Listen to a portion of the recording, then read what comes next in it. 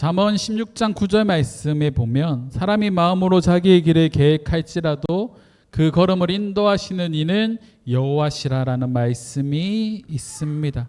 우리는 인생을 살아가면서 날마다 큰 그림을 그립니다. 그리고 그 큰 그림 가운데는 우리 인생의 실패는 없습니다. 장밋빛 인생이라고 말하죠.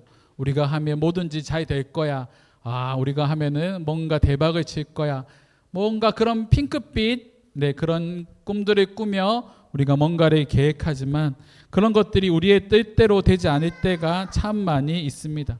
막상 뚜껑을 열어보면 어떻습니까?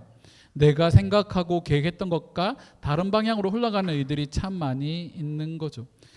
세계에서 제일 유명한 권투 선수가 있습니다. 마이크 타이슨이라는 선수가 있는데 이 선수가 했던 유명한 말이 있죠. 누구나 그럴싸한 계획을 가지고 있다. 처맞기 전까지는.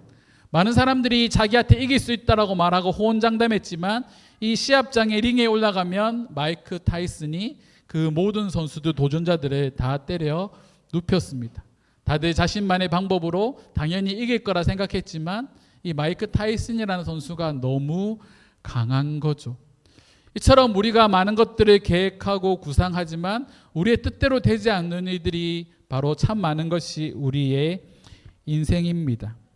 링 위에서 예상치 못한 펀치를 맞고 다운되듯이 삶에도 여러 가지 카운터 펀치들이 우리를 향해 날아올 때가 있습니다. 그때마다 우리는 어떻게 됩니까? 그럴싸한 계획은 힘없이 무너지게 되는 거죠. 이것이 우리의 인생입니다. 그래서 우리는 누구만 의지할 수밖에 없습니까? 하나님만 의지할 수밖에 없습니다. 하지만 세상은 그렇게 흘러가지 않는 것 같습니다. 최근에 이제 TV를 이제 주름 잡고 있는 많은 예능들이 있죠. 그리고 대부분의 그 예능의 주인공들은 무당입니다. 이 대한민국 문학의 예능과 문화계를 주름잡고 있는 이 무당과 샤머니즘, 음지했던 사람들이 올라와서 여러 가지 방송에 나와서 이야기를 하는데 그 이야기를 하는 이유들이 뭘까요? 왜 사람들은 그 사람들에게 열광을 할까요? 즉문즉답이죠. 우리가 듣고 싶은 말, 우리가 원하는 말, 그런 말들을 무당이 해주니까. 최근 이게 무당이 주인공이 되는 한 예능에서 이 무당들이 어떤 사람들의 미래나 이렇게 살아온 삶을 맞추는 것들을 이렇게 이제 TV를 통해 이렇게 많이 방영이 되고 있는데 그런 방송들을 보면 여러분들은 어떤 생각을 하고 계십니까? 과연 저 말들이 다 맞을까? 그런 의문들을 우리가 계속 가지게 되는 거죠. 이런 시대를 바라볼 때 성경은 단호하게 말을 합니다. 수많은 신이 판을 치는 세상에서 오직 하나님만이 유일하신 하나님이시다. 우리가 의지할 분은 하나님밖에 없다라고 성경은 명확하게 말을 하고 있습니다. 내 계획은 무너질지라도 하나님의 계획은 무너지지 않습니다. 이것을 삶으로 증명하는 것이 바로 믿음의 삶이죠. 그 성경 우리에게 말합니다. 환난은 인내를, 인내는 연단을, 연단은 소망을 낳는다라고 말을 하는 겁니다. 우리의 삶이 핑크빛으로 바로 가는 장밋빛 인생으로 나아가는 것이 아니라 뭐가 있다고요? 환난은 인내를, 인내는 연단을, 연단은 소망을 낳는다. 이 단계가 우리에게 있다라는 겁니다. 그런데 우리는 어떻게 생각합니까? 환난도 없고 인내도 없고 연단도 없고 소망만 바라는 삶을 우리는 꿈꾸는 거죠. 하지만 성경은 우리를 그렇게 만들어 가지 않는다라는 겁니다. 왜 그럴까요? 왜 그렇게 하겠습니까? 우리의 믿음도 자라가는 시간이 필요하다라는 겁니다. 어떤 사람이 악기를 하는데, 운동을 하는데, 뭔가 기술을 배우는데 한 번에 이 기술이 완성될 수 있을까요? 그럴 수 없습니다. 끊임없는 반복과 훈련과 연습을 통해 숙련이 되어야지만 위급한 상황에서 그런 것들을 실행할 수 있는 거죠. 그래서 실전과 같은 훈련들을 참 많이 합니다. 그래서 우리의 인생은 연습이 없지 않습니까? 매번 실전인데 이 실전 가운데서 하나님께서 우리에게 요구하시는 것은 너희가 이 수많은 상황 속에서 믿음이 자라갔으면 좋겠어. 언제까지요? 견실하여 흔들리지 않을 만큼 그 믿음이 자라가기를 하나님은 우리에게 원하신다라는 겁니다. 그리고 이 긴 터널을 마치게 난 다음에 하나님께서 우리에게 주시는 것이 바로 마음의 평안이라는 거죠. 오늘 말씀에 보면 요셉이 자신의 형들에게 말을 하고 있는 장면이 기록되어져 있습니다. 우리가 잘 알고 있죠. 형들이 자신을 팔았는데 그 형들을 용서하고 이 모든 걸음을 인도하시는 분이 하나님이라고 말하는 그 고백. 근데 요셉이 처음부터 이 고백을 할 수 있었을까요? 아마 그렇지 않았을 겁니다. 사실은 요셉은 어릴 때부터 주변 사람들을 불편하게 하는 사람입니다. 아버지의 편애를 많이 받았죠. 아버지가 요셉을 사랑해서 채색 옷을 입히고 형들은 막 길거리 나가서 양쳐, 너희는 가서 일해 라고 말하는데 요셉은 어떻게 합니까? 채색 옷을 입고 이게 막 그냥 철없이 막 돌아다니면서 막 형들에게 막 시비를 거는 그런 타입입니다. 우리 철없는 아이들처럼 막 그렇습니다. 막 시비를 거는 거죠. 형들은 영자 밖에 나가서 정말 땀 흘리며 일하고 있는데 형들에게 심기를 계속 건드리는 말을 합니다. 그리고 이 요셉이 형들의 심기를 건드리는 그런 두 가지의 사건이 있죠.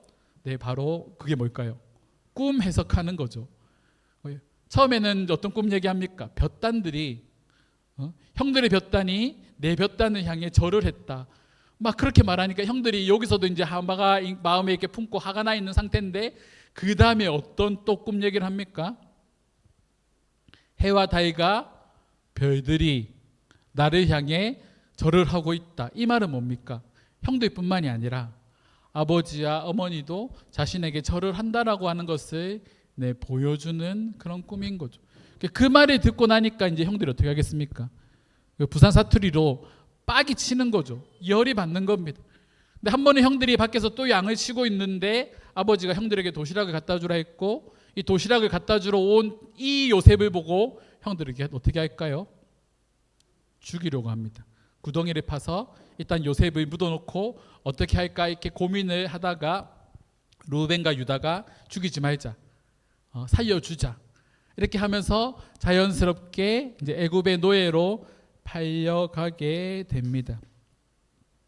결국 형들의 분노와 배신으로 요셉은 애굽의 노예로 팔려갔고 채색 옷을 입고 살아가던 이 요셉의 삶이 노예의 옷을 입게 되었습니다. 그의 인생의 암전이 시작된 거죠. 컴컴한 어둠이 시작된 겁니다. 아무도 것도 보이지 않는 어두운 터널에 갇힌 거죠. 이 터널의 본질이 뭡니까? 시야를 차단하는 겁니다. 터널에 불빛이 없다면 지금은 우리가 터널 지나갈 때 엄청나게 많은 불빛들이 있지만 예전의 터널들은 그런 불빛이 많이 없죠. 근데 이 터널이 완전히 어두움에 휩싸이게 된다면 어떻게 되겠습니까? 앞이 보이지 않기 때문에 보이지 않으면 우리는 어떻게 하나요?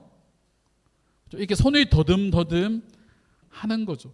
그러니까 제가 어릴 때 저희 형 피셜입니다. 목류병이 있었다고 합니다. 이게 근데 저는 몇 가지 기억하고 있는데 몇 가지 기억 못하는 것들이 있더라고요.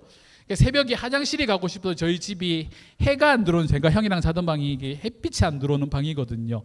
옛날에 저희 살던 집들은 보면 이렇게 벽들이 엄청 다다다다 이렇게 붙어 있는 그런 동네이지 않습니까? 제가 신평이라는 곳 살았는데 이 빛 하나 안 들어오는 이 방에서 저희가 자다 보니까 제가 화장실에 가고 싶어서 이렇게 막 벽을 짚어서 막 돌아다녔거든요.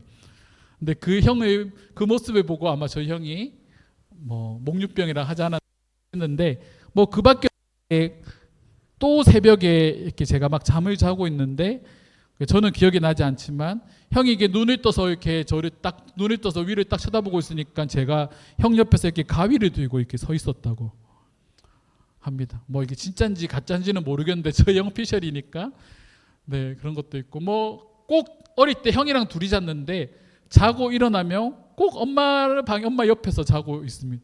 저는 기억이 없는데 그럴 것처럼 우리가 어두우면 이렇게 막 벽을 짓고 이렇게 돌아다니지 않습니까? 근데 요셉이 그와 같은 어둠 속에서 이렇게 벽을 짓고 터널에 막 지나가는 길을 찾는 그런 삶을 살아가다가 이 애굽에서 하나님을 인격적으로 만나게 된 것 같습니다.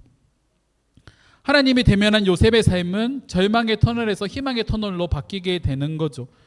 성경은 감옥에 갇히고 노예가 된 그를 향해 역설적으로 이렇게 증언을 합니다. 노예가 된 요셉을 향해 뭐라고 말하냐면 39장 2절 말씀에 보면 여호와께서 요셉과 함께 하심으로 그가 형통한 자가 되었다라고 말을 합니다. 어떻게 그가 형통한 자가 될 수가 있습니까? 노예인데 근데 그 앞에 붙는 수식어가 뭐라고요? 여호와께서 누구와 함께 하심으로? 요셉과 함께 하심으로 형통한 자가 되었다라고 말을 하고 있습니다. 이 형통이라는 단어가 이게 원어에서 보면 히브리어로 찰라흐입니다. 이 찰라흐가 뭐냐면 뭔가 삶이 완전하게 평탄하게 되는 것을 말하지 않습니다. 이게 뭐냐면 간통하여 나아가다라는 뜻입니다. 장애물을 뚫고 장애물을 넘어서 나아가다라는 뜻입니다. 그러면 이 말씀을 통해 우리가 유추할 수 있는 게 뭡니까? 요셉의 삶이 하나님과 함께 형통하게 되는데 이 형통한 가운데 어떻게 됐다고요? 자신의 앞에 놓여진 이 장애물을 뚫고 나아갈 수 있는 믿음이 그에게 주어졌다라는 겁니다. 그의 모든 상황이 완벽하게 잘 갖춰지고 모든 문제들이 한 번에 해결된 것이 아니라 이 문제를 뚫고 나갈 수 있는 능력이, 믿음이 요셉에게 주어졌다라는 거죠. 그래서 요셉이 이 노예 생활을 이겨낼 수 있는 겁니다. 그런데 이 노예 생활을 하는 가운데 어떤 일이 일어납니까? 주인이 어떤 노예를 기뻐할까요? 최선을 다해 주인이 섬기는 노예를 기뻐할 겁니다. 말을 잘 듣는 노예, 일을 시키면 하나를 시키면 열을 할 수 있는 노예, 그 노예들이 이뻐하겠죠. 그런데 요셉이 그와 같은 사람이었다라는 겁니다. 한 가지 일을 맡기면 10가지를 해내고 요셉에게 맡기는 그 일들이 그냥 잘 되는 정도가 아니라 엄청 잘 되게 되는 그런 역사가 일어나고 있었다라는 거죠. 그러니까 39장 2절 말씀에 뒤로 가면 뭐라고 고백합니까? 35장 우리 말씀 한번 더 볼까요? 39장으로 한번 가보겠습니다. 39장 말씀에 보면 우리 39장 2절 말씀 자 한번 읽어보도록 하겠습니다. 39장 2절입니다. 우리 성경책을 찾아서 한번 읽어보겠습니다. 함께 읽겠습니다. 여호와께서 요셉과 함께 하심으로 그가 형통한 자가 되어 그의 주인 애굽 사람의 집에 있으니 39장 3절 말씀 큰 소리를 읽어볼까요? 그의 주인이 여호와께서 그와 함께 하심을 보며 또 여호와께서 그의 범사에 형통하게 하심을 보았더라. 뭐라고 말을 합니까?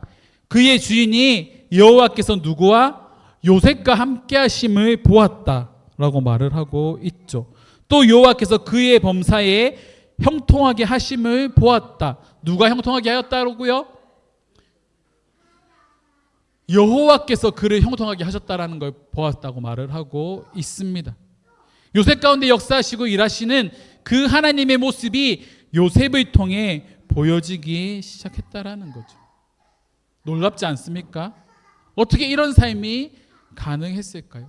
예전에도 말씀드렸다시피 저는 척박한 땅에 피어있는 민들레 보는 거 되게 좋아합니다. 그냥 길거리에 지나가다가 이 바위 틈이나 돌 틈이나 흙, 시멘트 바닥이나 아스팔트나 군데군데 피어있는 민들레를 이렇게 한 번씩 멍하니 볼 때가 있습니다. 왜 이렇게 민들레를 보는 걸 좋아할까요? 그냥 우리의 인생과 닮아 있는 것 같습니다. 저는 금수저도 아니고 저는 흙수저 중에 흙수저로 이렇게 어릴 때 자랐습니다. 희망도 없고 뭔가 나아질 기미가 보이지 않았던 그 어둠과 같은 그 시절에 제 안에 집이 어려워질수록 차오르는 건 독과 악밖에 없습니다.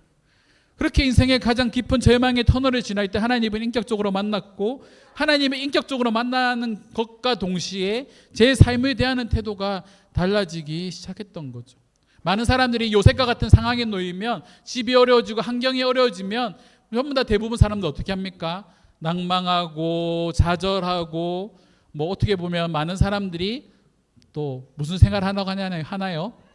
그냥 집에서 난 온두냥 외톨이식으로 그냥 집에 꼭 박혀서 아무것도 하지 않고 게임을 하든지 술을 마시든지 그렇게 삶을 살아가는 사람들이 많이 있다라는 겁니다. 근데 그와 같은 상황에 놓여져야 될 요셉은 어떻게 합니까? 그곳에서 하나님을 만나고 난 다음에 이 모든 상황을 뚫고 나가는 장애물을 뚫고 나가는 형통한 자의 삶을 살기 시작했다라는 거죠. 그 중심에 뭐가 있었다고요? 하나님께서 함께 하셨다라는 그 믿음의 고백이 있었다라는 겁니다. 그래서 우리에게 중요한 믿음이 뭘까요? 나아가는 믿음, 환경을 뚫고 나아가는 믿음이 우리에게 중요하다라는 겁니다. 주어진 환경이 낭망하고 좌절하면 아무것도 할 수 없습니다. 할 수 없다라고 생각하면 아무것도 할 수 없는 거죠. 우리 삶을 봅시다. 할 수 있는 것들이 있습니까? 할 수 없는 것들이 훨씬 더 많습니다. 우리의 삶이 형통합니까? 우리가 많은 것을 가지고 있습니까? 우리가 하고 싶은 것을 마음껏 누리며 살아갈 수 있습니까? 아무것도 가진 게 없죠. 할 수 있는 게 없습니다. 남들처럼 편하게 뭔가를 시작할 수 있는 것들이 아무것도 없습니다.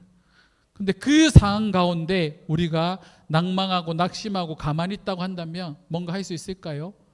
아무것도 할 수 없는 거죠.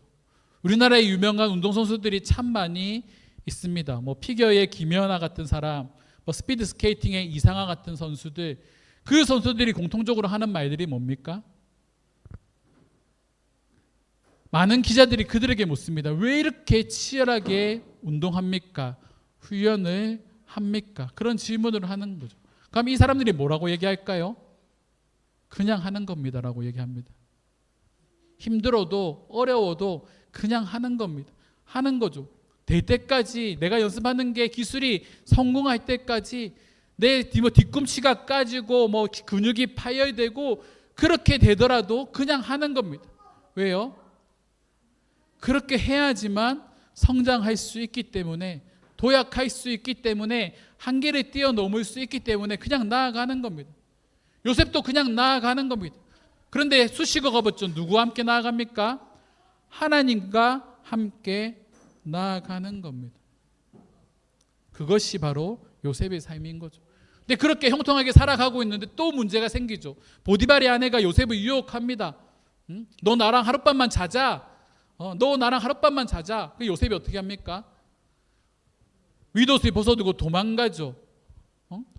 자신이 주인의 그걸 채통을 지켜주기 위해 내가 주인의 것을 범할 수 없다라고 말하며 주인이 그만 주인의 아내 이 사람으로부터 벗어나 도망을 쳤는데 누명에 휩싸이게 됩니다. 요셉이 나를 겁탈하려고 했다. 그러면 또다시 요셉의 인생에 절망과 어둠이 찾아온 거죠. 근데 요셉이 또 어떻게 합니까? 감옥에 가서 또 그곳에서 보디발의 집에서 노예라 살아갔던 것처럼 동일하게 또한 믿음을 가지고 살아갑니다. 근데 또 그 감옥 안에서 또 감옥에 있는 사람들이 죄인들을 관리하는 관리장이 되는 거죠. 요셉은 그런 삶을 살았다라는 겁니다. 그리고 왕의 신하, 떡 맡은 간원장과 술 맡은 간원장의 꿈을 해석해주고 이 두 사람 중에 술 맡은 간원장이 나중에 왕한테 요셉이 꿈을 이렇게 해석해줬다, 요셉에 대해서 말을 해주기로 했는데 이 사람 어떻게 합니까? 말해주나요? 잊어버렸습니다. 그 시간이 2년입니다. 그럼 그 2년 동안 요셉은 또 뭘 하고 있었을까요?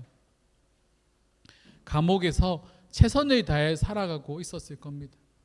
그리고 바로가 꿈을 꿨을 때 그 꿈을 해석해주고 이 애굽의 총리가 되는 그런 기적과 같은 이야기를 만들어내는 거죠. 사람들은 이렇게 말하면 이런 요셉의 이야기들은 뭐라 말합니까? 야, 나도 요셉처럼 저렇게 성공할 수 있어? 요셉처럼 저렇게 높은 자리에 갈 수 있어? 야, 흙수저에서 금수저로, 다이아몬드 수저로 올라간 인생 역전 스토리를 이야기하겠죠. 우리가 주목할 건 그 성공의 스토리가 아닙니다.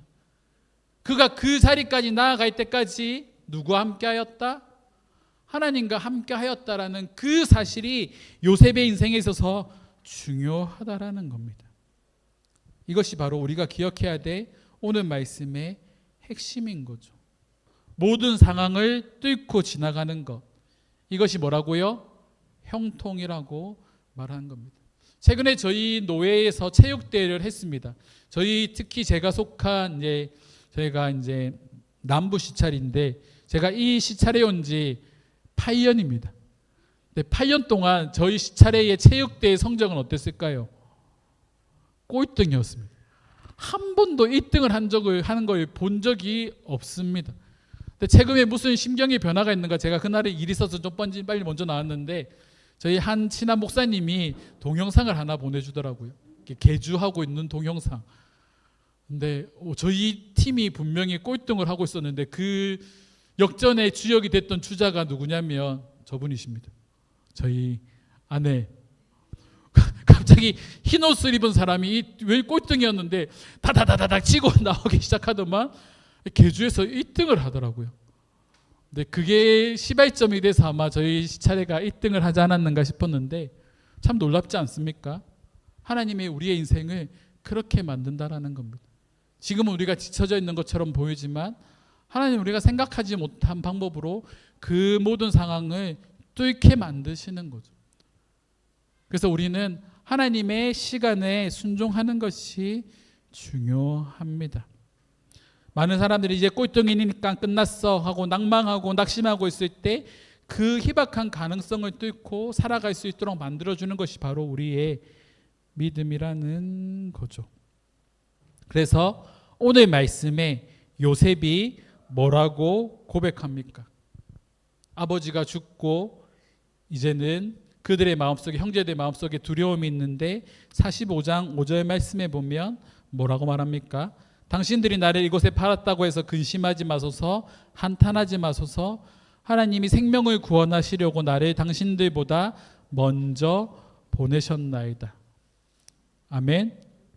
자신이 팔았던 형들에게 하나님이 나를 이곳에 보냈다라고 말을 합니다.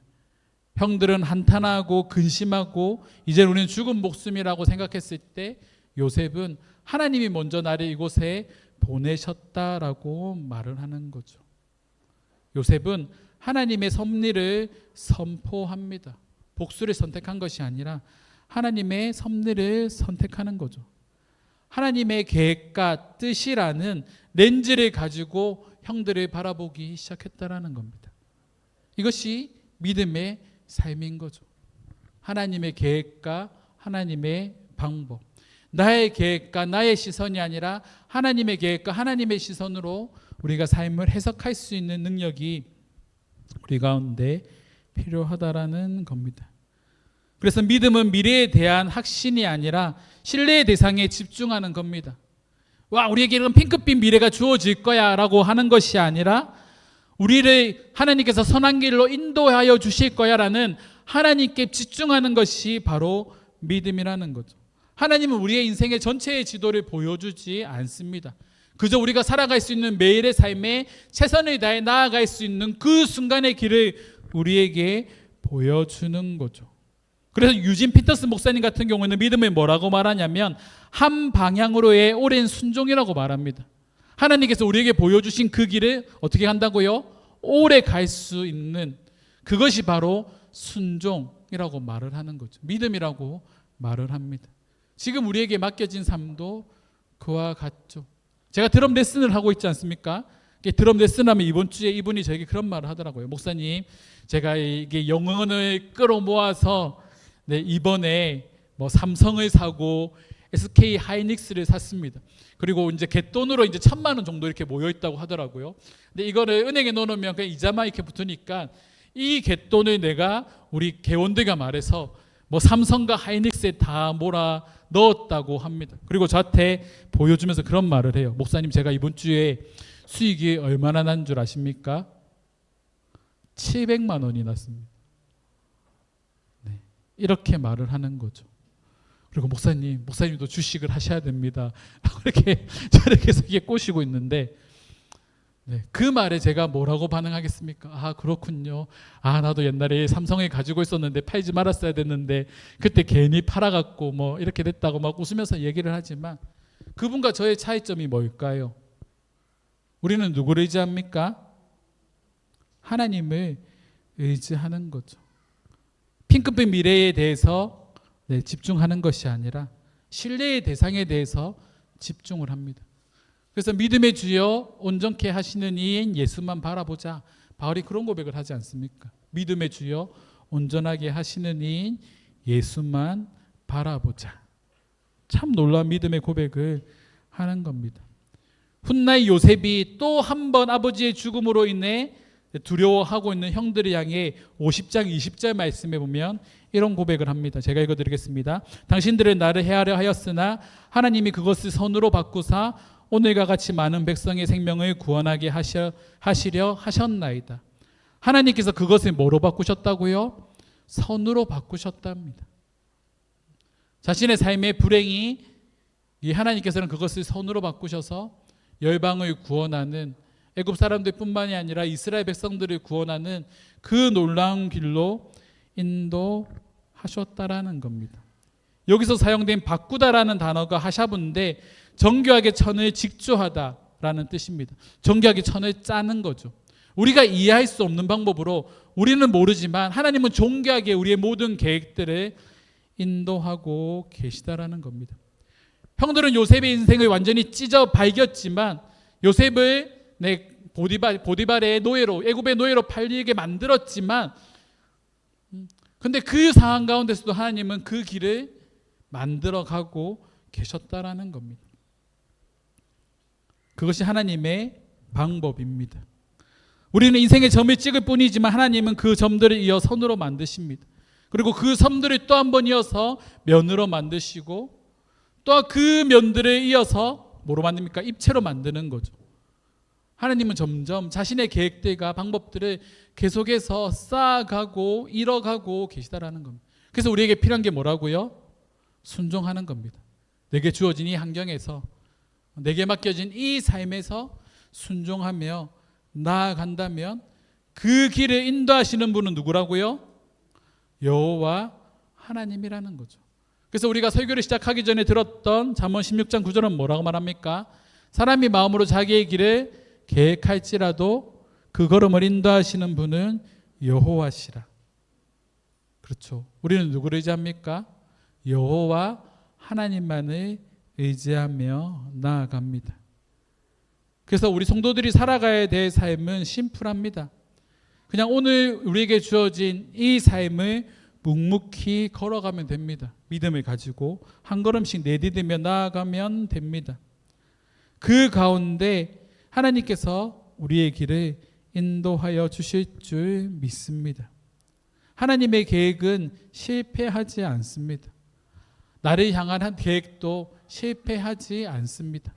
지금은 비록 어렵고 힘들지만 나를 통해 이루고자 하시는 하나님의 계획은 실패하지 않습니다. 그런 하나님을 신뢰하는 저와 여러분들이 되었으면 좋겠습니다. 우리 옆에 계신 분께 이렇게 고백합시다. 하나님의 계획을 신뢰합시다. 하나님은 절대로 실패하지 않으십니다. 네, 그런 하나님을 바라보며 살아가는 저와 여러분들이 되기를 주님의 이름으로 축원합니다.